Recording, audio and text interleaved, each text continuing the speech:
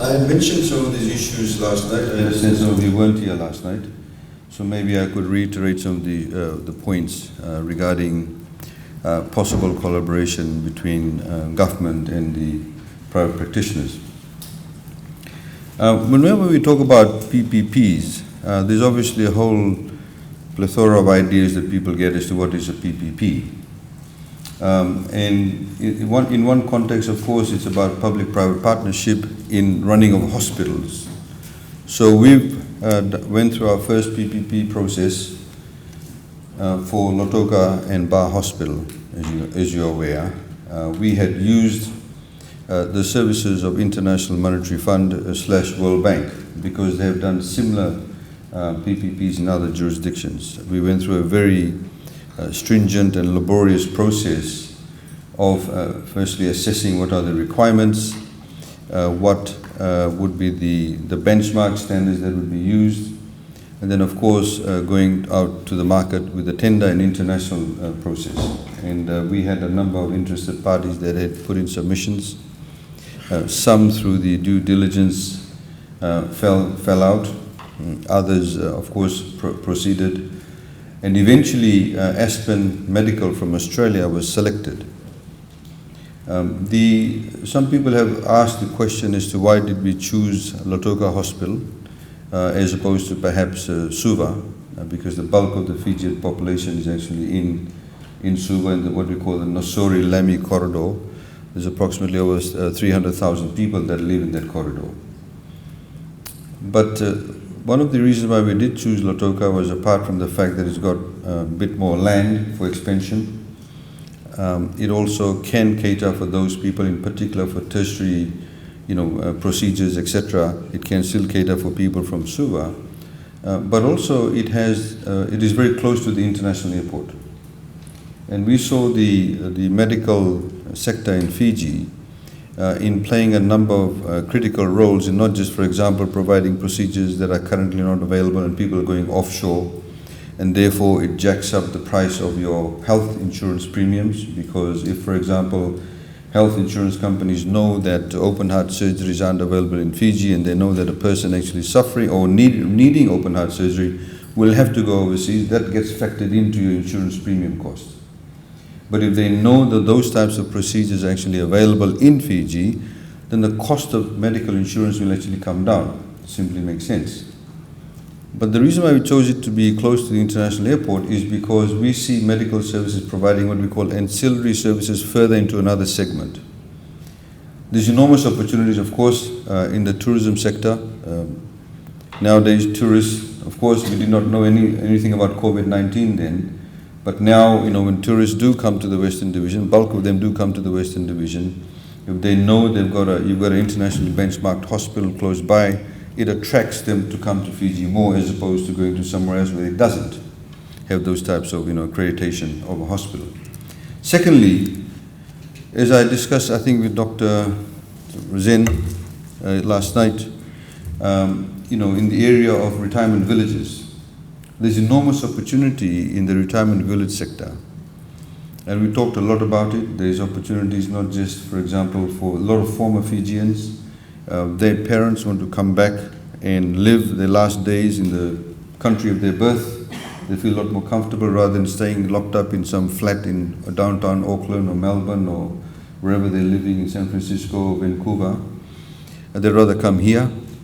But nobody's going to invest in a retirement village if you don't have full tertiary care facilities available. There's an aging population, as we heard, your president mentioned it last night, in Japan. Aging population in Australia, New Zealand. As people get older, they like warmer climates. And we are naturally very good at looking after people. There's quite a few thousand, we understand, Fijians working in California, some legally, some illegally, providing, aged care facilities. There's a need for it, and people are doing that. Some of them are getting paid $150 US a day. A lot of people do go there. And they are much sought after, highly sought after, because we are good at that. In the same way, if you go to most of these resorts, you see the kids club, it's full all the time. Because our people are good at looking after children and also good at looking after elderly people. I myself have some relatives who worked in aged care facilities in Australia. So those were the reasons as to what led us to have a PPP at Lotoka Hospital, a number of factors. And BA, of course, came into it because it became the feeder hospital and there was a new facility that was being built. That PPP is very much on foot. It was obviously slowed down because of the fact of COVID-19. There were certain milestones that Aspen Medical had to achieve and reach within a specific given amount of time, but they couldn't because of COVID-19. And they've now been given an extension until June of next year. And we hope that, of course, there won't be any other sort of impediments to that. So that's the PPP in that concept. And again, there's been much talked about on the floor of Parliament and various other public spaces where we've said that those people Fijians who currently go to Lotoka Hospital for various services, they will continue to get the services, and if they're not paying any fees for it, they won't pay any fees for it once, even though the PPP is in place. They'll continue. Government, of course, will pick up that tab.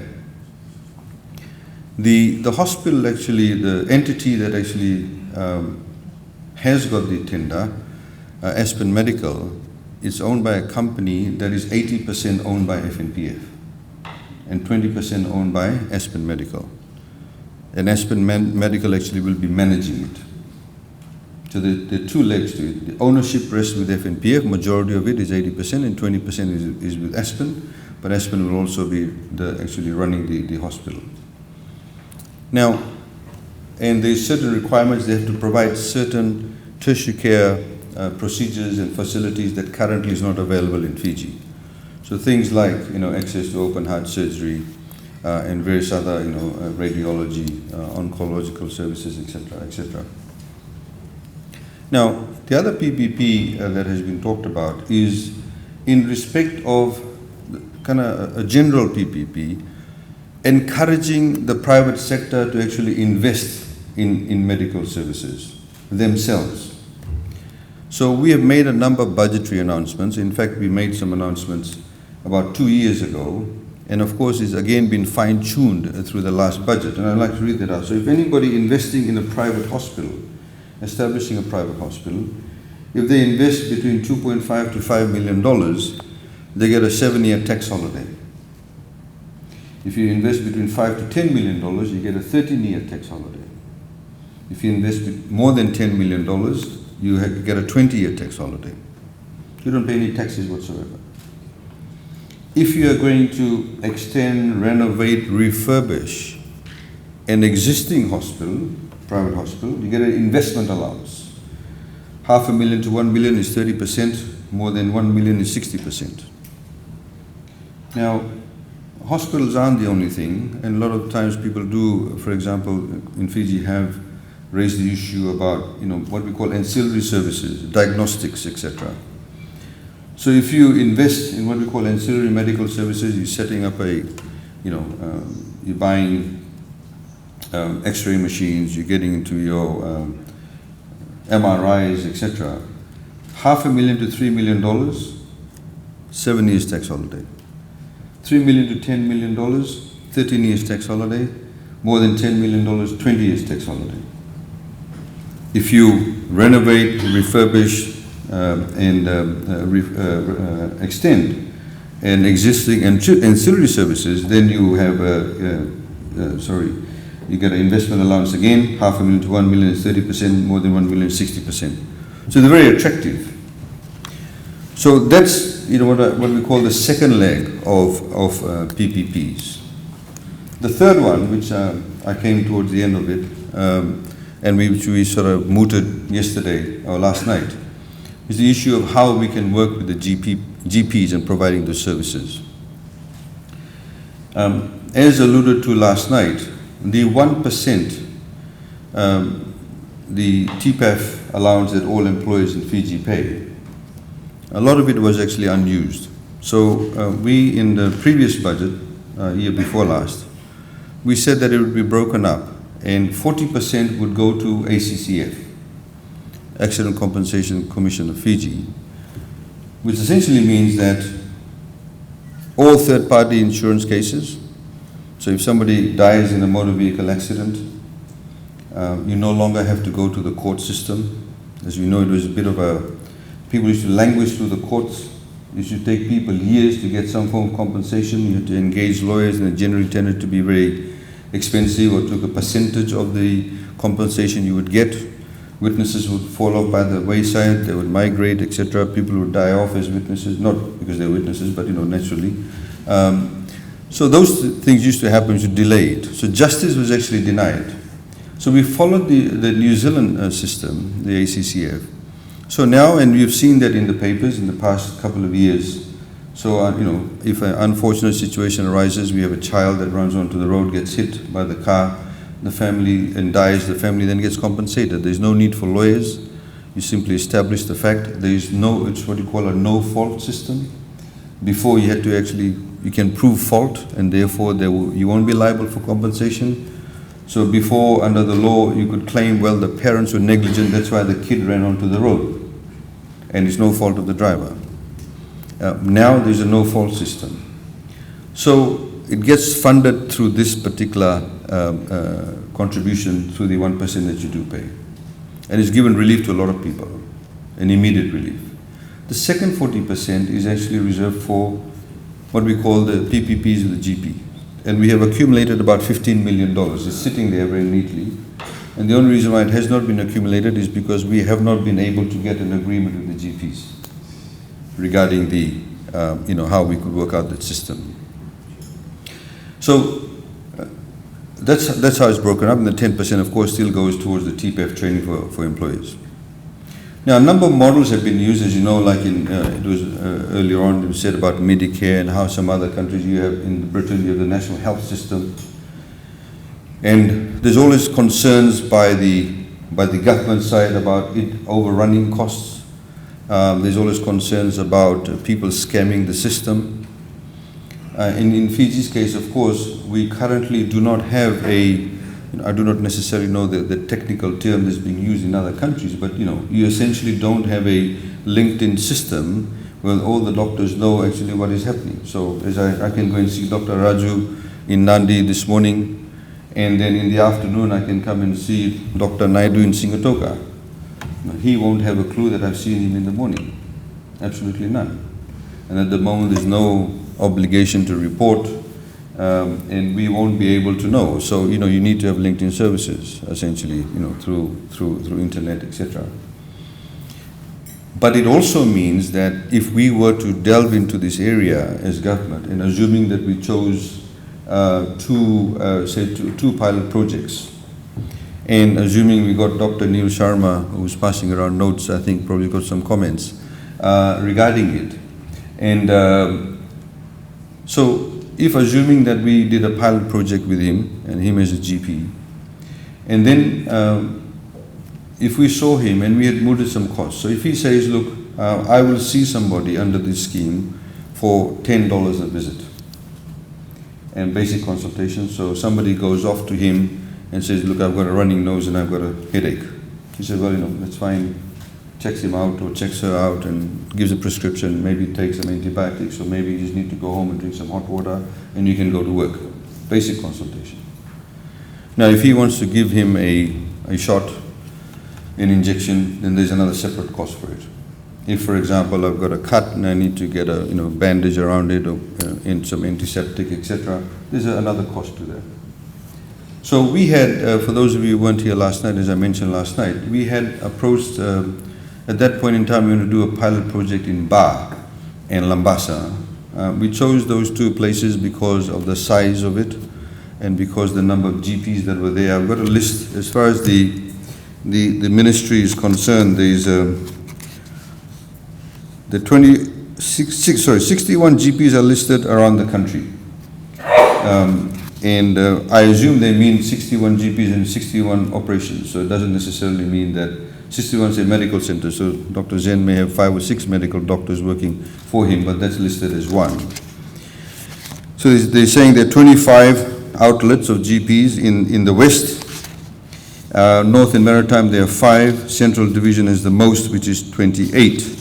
They have not seen somebody, I don't see a list from somebody from Tavo or Reki, and I understand there's a good doctor here last night who does operate there, so that he's not here obviously on the list. So it's not necessarily an up-to-date list. But what is really interesting is that the number of visitations or consultations that were held nationally, people visiting doctors, the latest data of 2019 says there were 2.9 million visits to Ministry of Health outlets, whether it's health centers, whether it's actual hospitals, or whether it's nursing stations, etc. And of which 71% occur in small health facilities. Only 850,714 consultations occur in divisional and subdivisional hospitals. But the point being, and the reason why we were interested in this area working with the GPs is that, the reason I stated last night, is sometimes people end up, for example, they go to Valelevu Health Center, which is going to be a hospital, and they may want to go and see somebody for a very minor ailment, but they may end up spending 2 or 3 hours waiting, if that's the wait time, or even 1 hour for that matter. People get frustrated, there's productivity hours that are lost, and at the same time, they could probably go and see the local GP. And we don't have this culture of having to see one GP. We don't like a family GP. Some people do, other people don't. And you'll find that people, and the reality is you'll find that most people in the upper income level bracket will have a family GP. There will be one doctor they go and see regularly. But those people at the lower end of the socioeconomic scale don't necessarily have a family doctor. And these are the people that we want to reach out to. And these are the people who sometimes, even if they present some serious symptoms later on in life, or something serious occurs, we don't necessarily have a track record because they may have seen people in all sorts of different places. So that's the reason why we want to try this particular option, and we've got the money we had allocated for that. And from, as I said last night, from a even from a business perspective, and I know you're professionals, you have your various oaths that you do take, but you also have to make a living. If suddenly you have now a new client base of people who are going to see you, this obviously means more revenue for you. And that's the argument that I was using last night, as I mentioned to some people, that you can have what I call a lower margin but higher volume. You'll be able to see new clients, and therefore, suddenly you build up your practice. But at the same time, you're actually providing a service to people who actually require it. And that's also part of, I would call, the social responsibility as doctors. The other issue that I wanted to highlight is that there are many people, or many areas I should say, that don't have GPs. Nambuwalu, Korovo, Senganga, Draketi. There are other pockets of places. I mean, I'm glad, Dr. Zen, you opened one here. But the question can be asked, well, how many people in this area can actually afford it? And even if they do afford it, can they afford it, comfortably? But there are, as you can see, that there are pockets of populations developing in various, what we call semi-town centers. I don't know if there's a GP in Naindovi. I mean, Naindovi is a huge catchment area, but there's a health center there too. So that we want to also, and as part of the budget announcement at that point in time, we had also said we'll incentivize doctors to go to those areas where they currently don't have GPs. So you could, in effect have a doctor who may be based in Senganga, and he or she could, 2 days turn up to Nambuwalu, a day in Draketi, you could do Senganga. Last week I was on the northern side of Lambasa in places like Waining-Koro, Daku. I mean, you could have a private doctor service those areas also. They will very, very gladly welcome you. So, it's one way of sort of working with the community, getting actually funded for it too, but also providing a particular level of social services. It's interesting, in this year's health budget, there's an allocation of $394 million, 395 to round it off, $395 million. And then on top of that, we have a $12 million of what we call total aid in kind. These are sort of projects that are funded directly by the donors. So there's a substantial budget there. And we still can get people saying, look, the wait time is not enough, or it's too long, and we need to be reduced. You know, in places like Queensland, for example, if you go to a public hospital, if I turn up with a flu, they'll turn me away. They'll tell me to go and see my GP. They won't simply see you at a public hospital.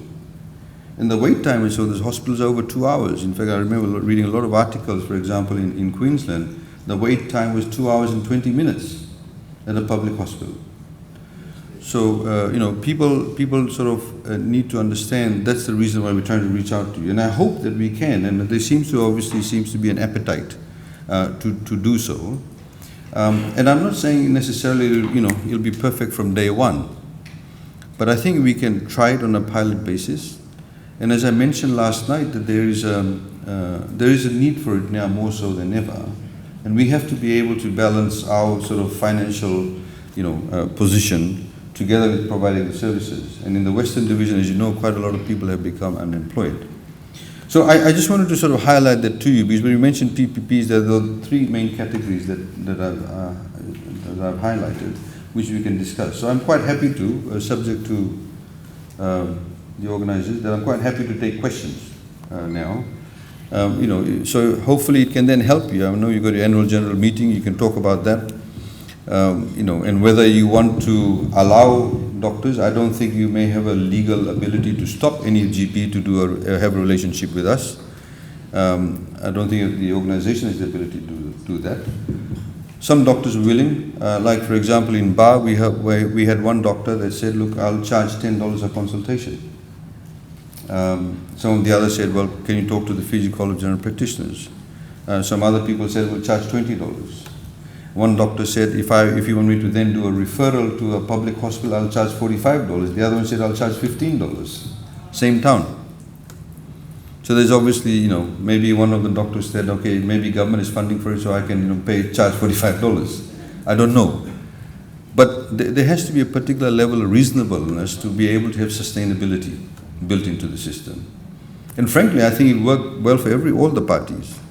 Because from our perspective, we're able to get our citizens, all of us, get access to a GP on a more personalized form very quickly. Secondly, you'll be able to get new clients, new patients that you can look after. And obviously it can also help the community at large because they have a whole, you know, group of doctors to choose from. In some countries, we brought in the ADB too. In some countries, ADB has worked with other countries too, they actually ring fence you. So the example that I used, they said, you know, if you live, for example, those who are from Suva, you know, if you live in Bellow Street, I use that as an example. If you live in Bellow Street, these are the only GPs you can go to. You can't go anywhere else unless you're traveling. So that becomes really your nucleus. And they are the people you have to deal with. You can't go and deal with any other GP. In that way also, it has advantages and disadvantages, but they're trying to force people to see a GP so they have all your medical records, etc. It becomes very easy. So, you know, some GP can pick up the phone and say, look, this guy has been seeing me for the past 2 years, and now he's showing some, you know, symptoms that are completely, you know, not what has been for the past 2 years, and can quickly ring up somebody at the public hospital. It's an emergency, please take him in. These are my notes, see him now. That type of relationship gets built up. So other models, of course, have a laissez-faire approach, that all the doctors are there in the scheme, and I can go and see anybody, irrespective of where I live. So there are different models, and, you know, we can work that out. And we had, in fact, sent a team also to Australia to meet up with the Medicare team, and they brought a lot of useful information, which I don't want to sort of bore you with. But in our case, I think what is critically important to state is that there has to be a dealing in good faith, because at the moment we don't necessarily have like I said, the systems to actually check who you've seen, how many patients you've seen, unless, you know, we actually put a camera in your surgery and say, you know, we count the number of people you've seen and then you bill us. We don't want to, of course, get into that space. So we need to be able to have that level of, you know, good faith dealing in that respect. But I think it'll be a win-win situation for all. So I'll leave it there.